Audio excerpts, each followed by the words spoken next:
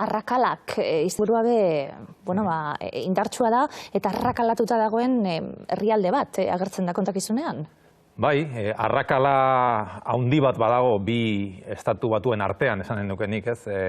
Gizartea bitan zatitzen duen polarizazio politiko ikaragarri bat dagoelako, sustraiak gatazka politiko batean dituena gainera, eta gero badira arrakala txiki asko ere estatu batuetan, ez?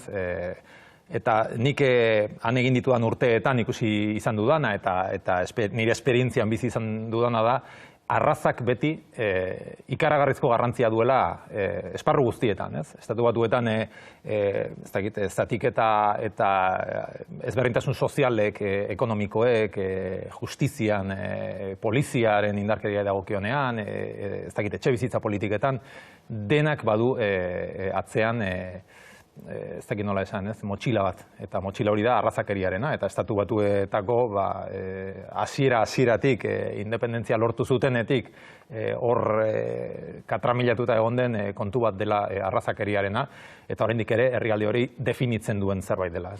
Arrakal hori gainera, arrazakerian jartzen duzu, zuriak eta baltzak, eta ikusiko dugu, hainbat gertakari esan dugu, hainbat datu historiko, bibliografiko, kontakizun pertsonal, kontakizun, bestelako kontakizunak, lagunekin, ezagunekin, protagonistekin izandakoak, baina purtsu bat, arrakalei buruz horretan egon garanien, neure buruen une oro hasieratik izan dudalako.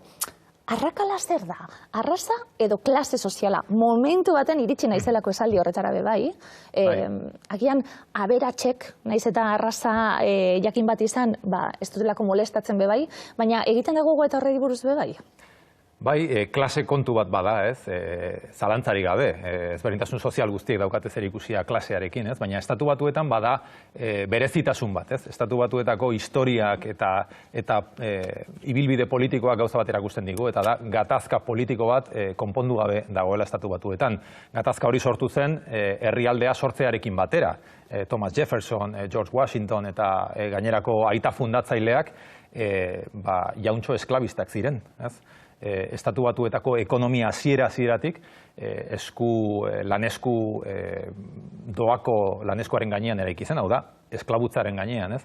Eta horrek sortu zuen hasieratik ikaragarrizko, ez dakit nola esan, gutxiengo... Pekatu originala, momentu baten esaten dana. Pekatu originala, hori da.